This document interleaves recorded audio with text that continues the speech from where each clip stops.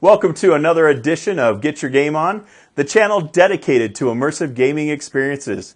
Today we're going to do part 2 of our SFU Gearbox upgrade kit for the H6, and we're going to talk about the process we went through to actually do the physical modification to the motion platform itself. If this is your first time here, maybe consider hitting that like and subscribe below so you don't miss any of our future content.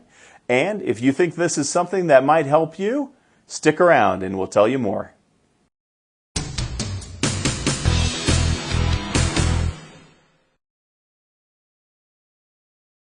First things first, very important. This video is in no way designed to replace any instructions that you get from DOF Realities. Always follow the manufacturer's instructions when doing any kind of modification or assembly to a motion platform. This is simply a supplement that we hope might clarify any issues that you might be running into and also might show you a few of the tips and tricks that we found while putting it together.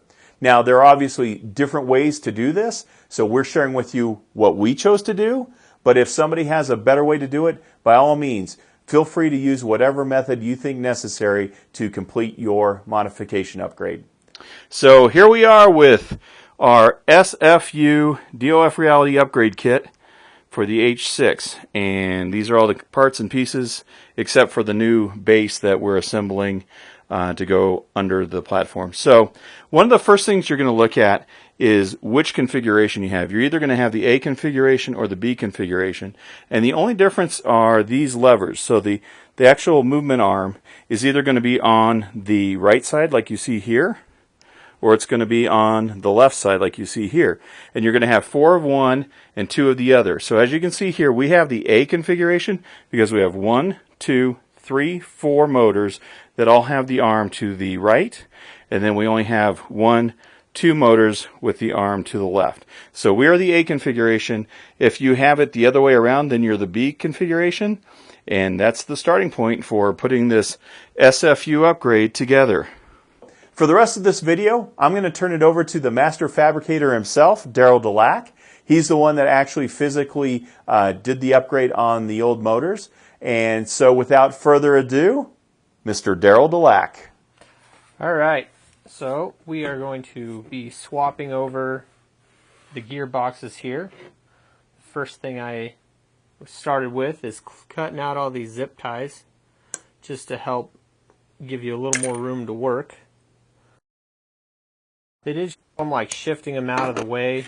I saw a video of them doing them like that, but zip ties are inexpensive and really helps get it out of your way.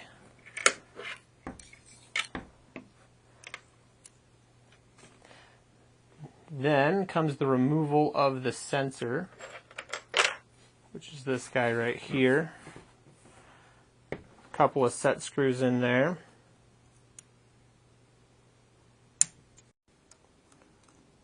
And there are 4 set screws total on this. They're at about 90 degrees of each other. And that just helps. Removing these first, make sure that nothing gets tweaked when you're pulling the sensor out. 10mm wrench for these 2 screws here.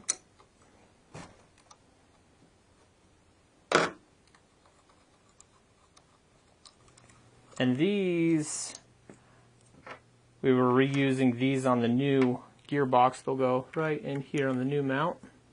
Set them aside for later.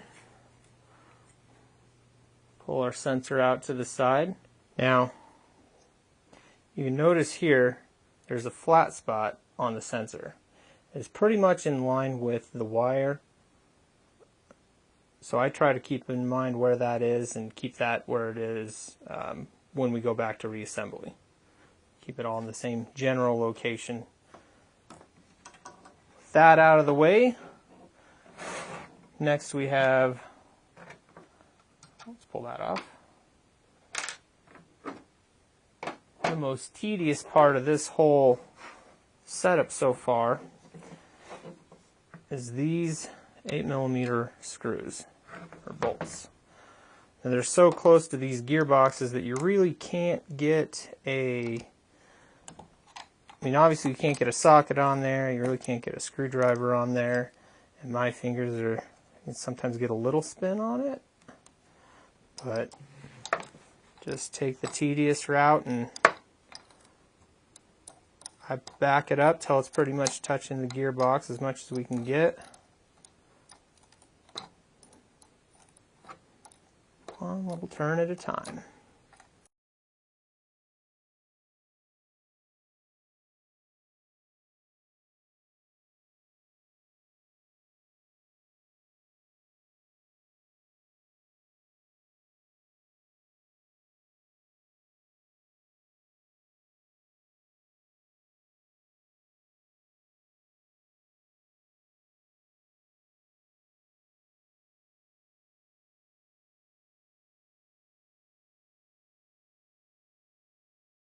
Keep going until you find who's holding it.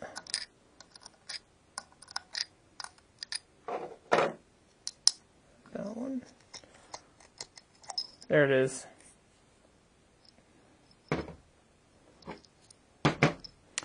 Alright. With the old gearbox off, you can see that we got a woodruff key here. That comes out. And if you look, a little bit of grease on here from the previous assembly, but the coupler is a clamp type, so we want to make sure that that's nice and dry so that we don't have any extra slippage potential. So that is now ready for the new gearbox. And ours were really, these Allen screws were really tight on most of these. Didn't want them coming out, I guess. So what we're doing here is we're pulling out these two bearings out and rotating this assembly out of this cradle here. That allows us access to screw the, there we go, drive motor to these bottom two bolts. Just a little tight in there.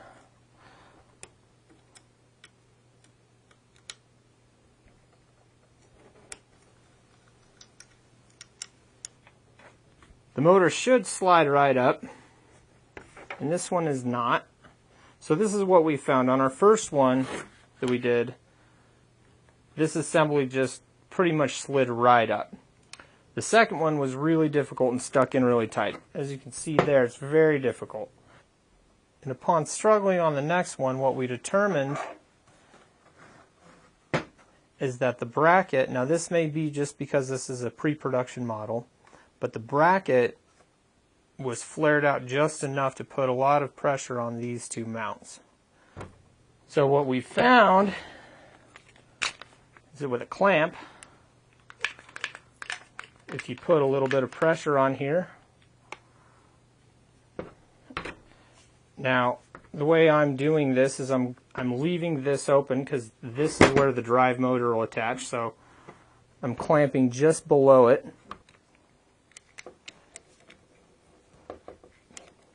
If you manage to pry this out without doing this, reassembly is much more difficult.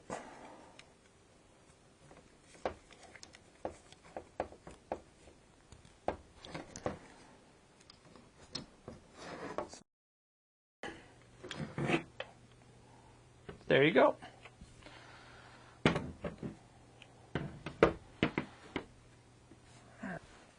All right, so we're going to start with the new coupler. Now there are three pieces to this coupler, three main parts.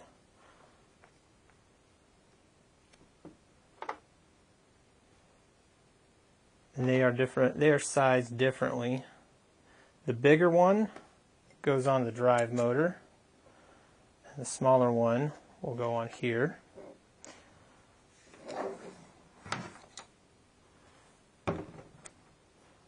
So what we're going to do, now this, it's important that you press this over. This doesn't really press on here, but this needs to press onto the drive shaft. of our motor here. And what I'm doing is I'm making sure that the split ring doesn't line up on where the woodruff key was. We want to make sure that we have nice smooth clamping pressure.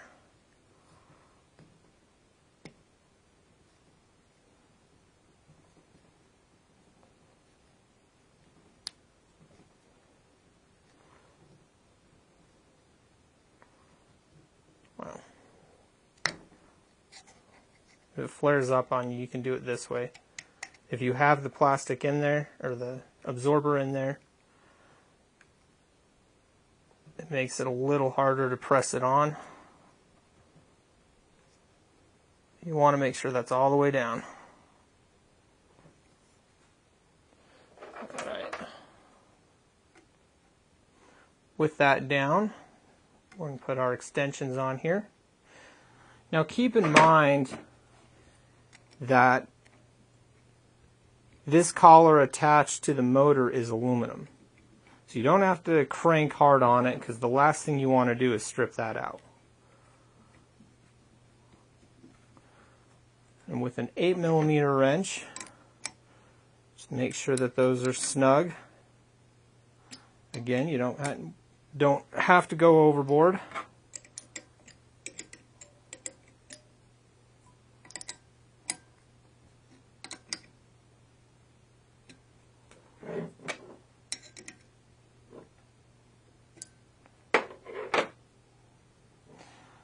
After those guys are in place, take these 4 screws here. Let's position this a little better.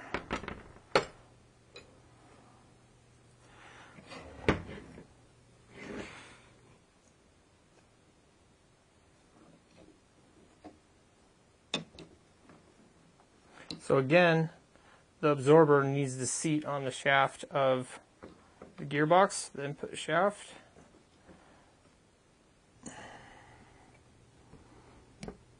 There we go. Didn't have it seated. I didn't have it seated quite all the way.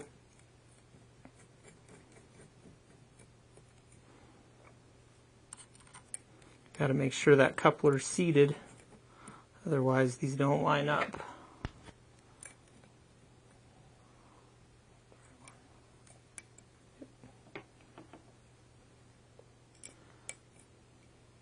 I always do kind of a crisscross or star pattern or type of tightening sequence just to make sure that everything goes down even.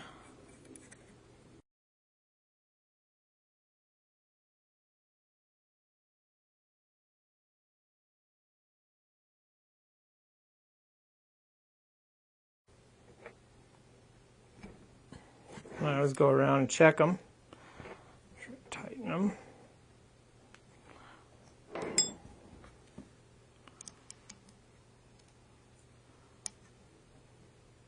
Make sure everything's good.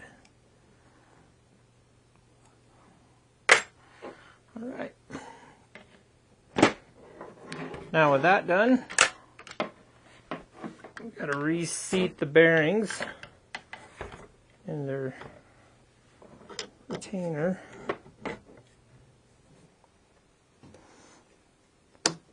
So you can see, actually, here's a good one. Even with this clamp on here, you can see that there's still a little bit of separation where the mount opened up. So it's really close. We should be able to get it in. We will get it in. But that is what you will fight if you don't use the clamp.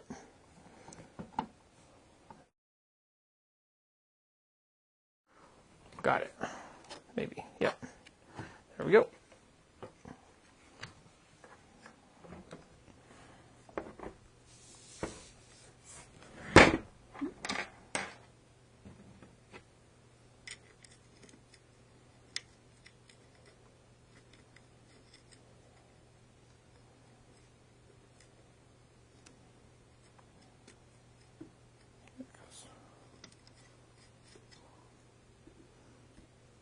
Again, always starting all the hardware before we tighten them down.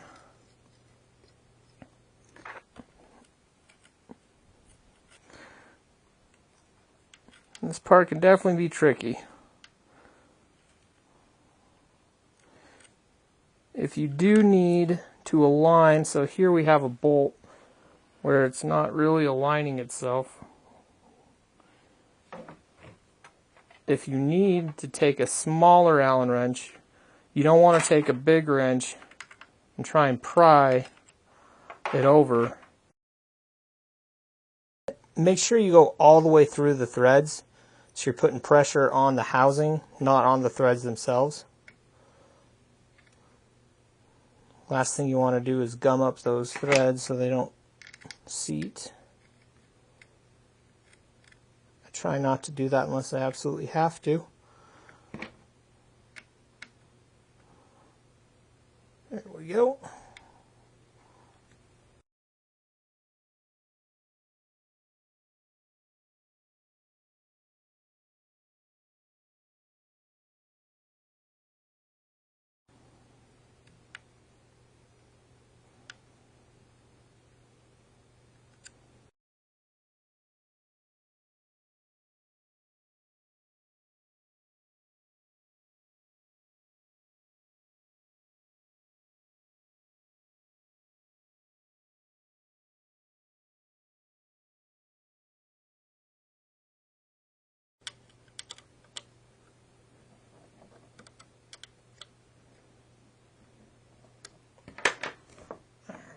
That can release our clamp.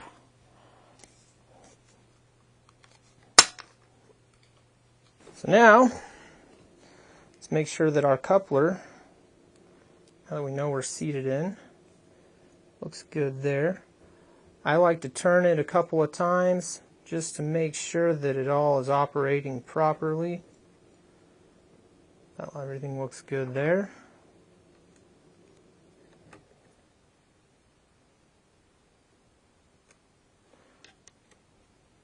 And again, this is also another aluminum part, so we don't want to strip these out. You can even see if you look real close how much threads you actually have in there. Not a lot to them. There's not a whole lot of threads holding it on.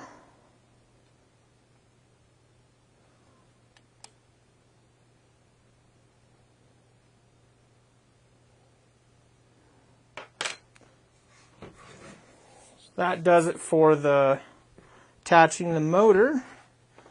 Now we move back to our sensor. First thing we need to do is remove the old bracket here.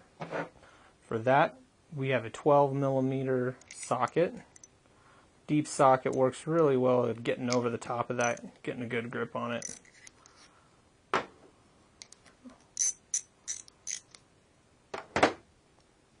Now the big difference between this old bracket, other than being a different size, and the new bracket is that this is an exact fit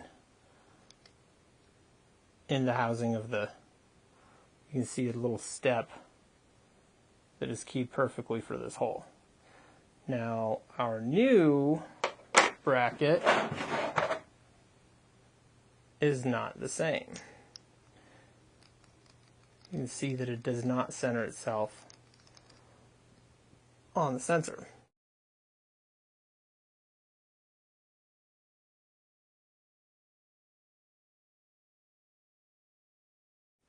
The best way that I've come up to make sure that this is centered, get that lock washer back on there, but you can kind of see these recessed holes, or these little holes that they have in there. So just try to make sure that we're nice and even on them.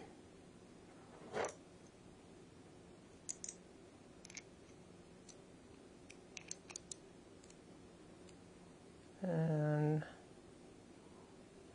I gotta go this way just a little bit. It's pretty good.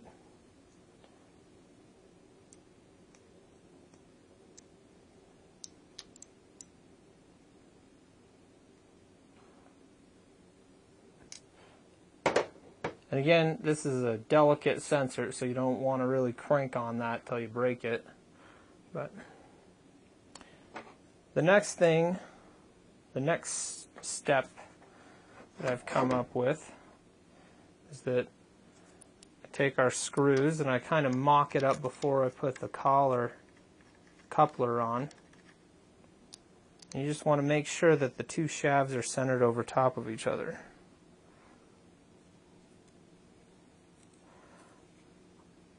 Obviously, if you're way out here, you know that's not going to work. But I'm just checking to see if we can actually get that to center up properly. So we're looking pretty good there. Looking pretty centered up. So now, put our collar on. Coupler.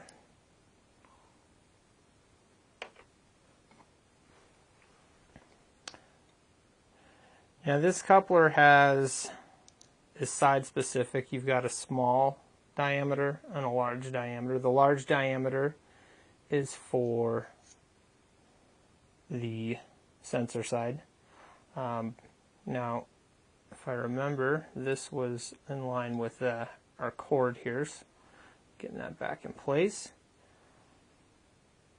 And if you look close, there's two little divots of where the set screws were on there.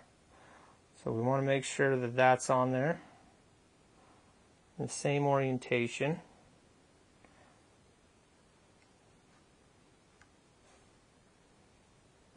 And I don't tighten the set screws up yet because this helps me find our center on the shafts, so that we're squared up, since we don't have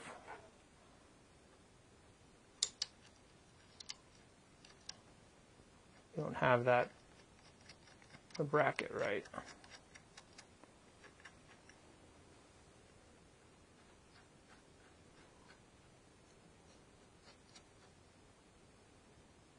All right. Tighten that back down with our 10 millimeter.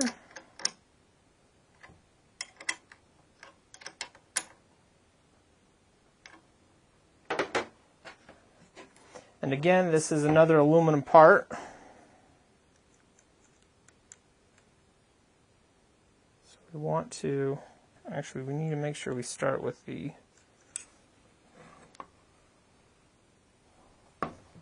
okay, that's right.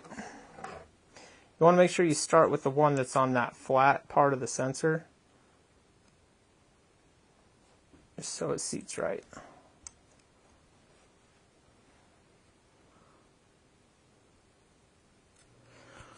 Now, as you can see here, I can't really get my wrench to these other two. So all you have to do is turn your motor, and it turns the sensor and shafts. So we can get to it.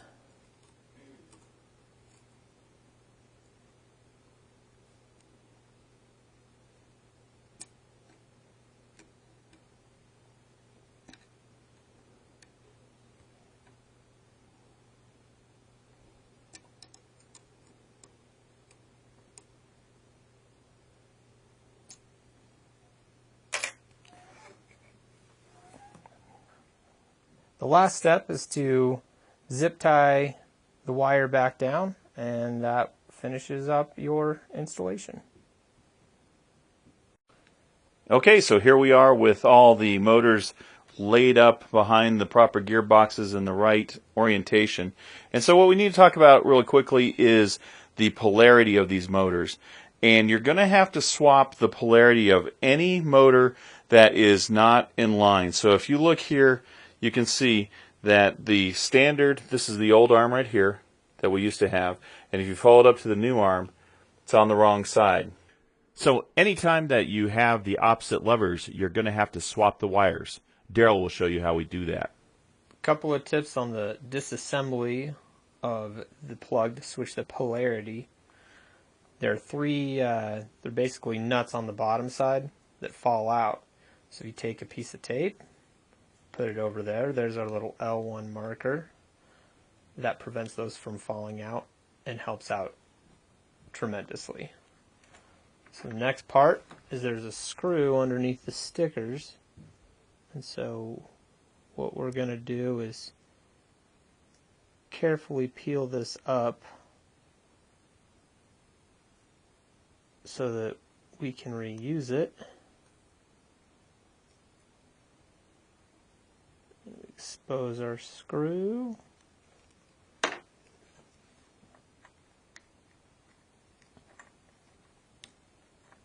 And this screw is different from the other two, which you will see.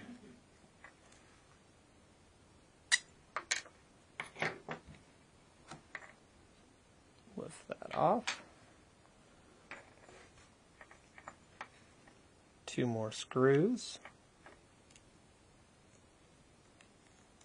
You pull this little bracket off here that holds the wires down.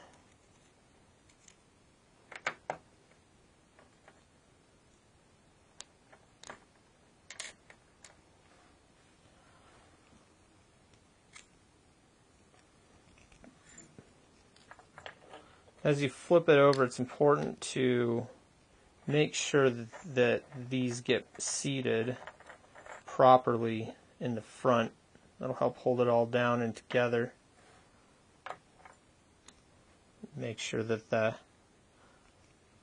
sheathing is properly set inside of the plug.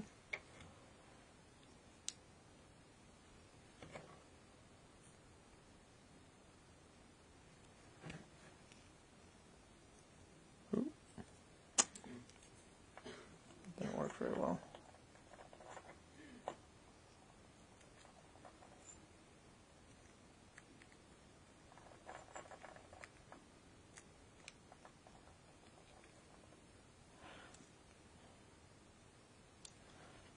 And it helps if you just start one side and then don't completely cinch it down until you have your other side started.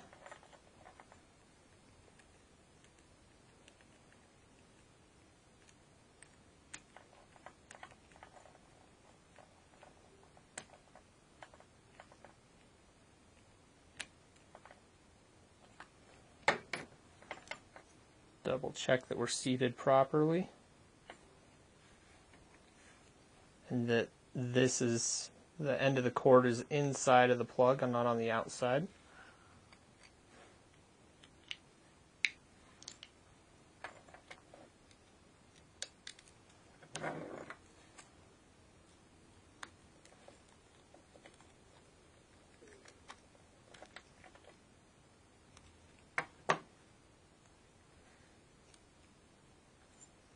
And we're done. All right, so we're to the final steps of actually getting our SFU upgrade up and running. So the next part of the process is to calibrate the new gearboxes, and DOF states that you can do this either before or after you do the firmware upgrade with them, but it's imperative that you do the firmware upgrade or else you can't run your motion platform. And once again, real quickly, you're going to want to program probably TeamViewer or something like that. You notify DOF and they will remote into your computer, and it takes about 5 minutes, and they'll do all the upgrades you need, and then they'll leave. So once that's done, you're all set. Very simple process, worked well, no problems when I had them do it for me. So before we start this upgrade, you want to make sure that the DOF boxes themselves are turned off.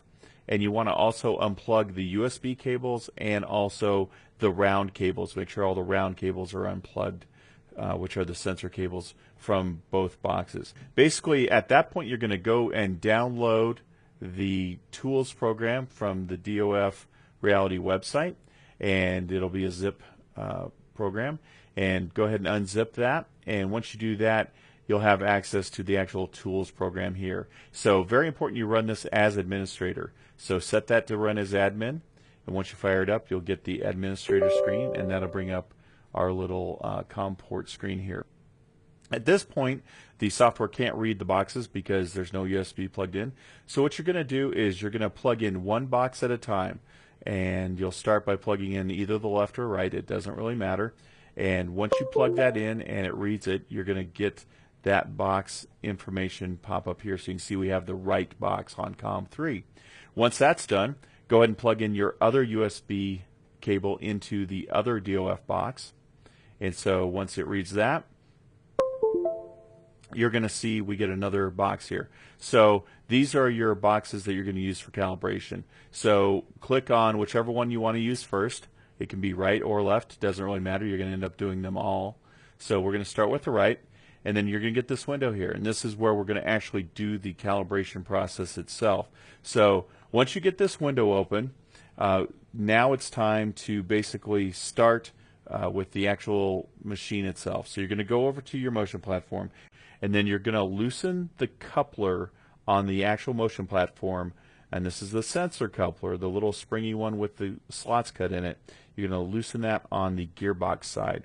And once you do that, then you're going to go ahead and plug in this small wire for that specific motor. So we're doing one at a time. So know which motor you're using, and you're going to plug in the small round cable, and that's what's going to give us the telemetry from the sensor, so we can then begin to adjust it. And then once you do that, you're going to do motion and manual just to get the software working, and you can see we've got this green line. So the dark blue line and the green line are the two critical lines that you want to look for here.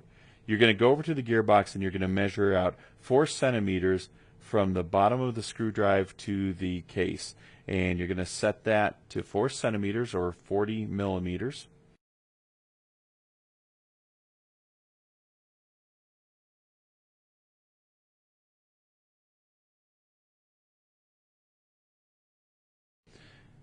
Once again, make sure you have the proper motor selected when you do this, and then you're going to adjust the coupler until the green line is just below the blue line. And you can see here they're fairly close.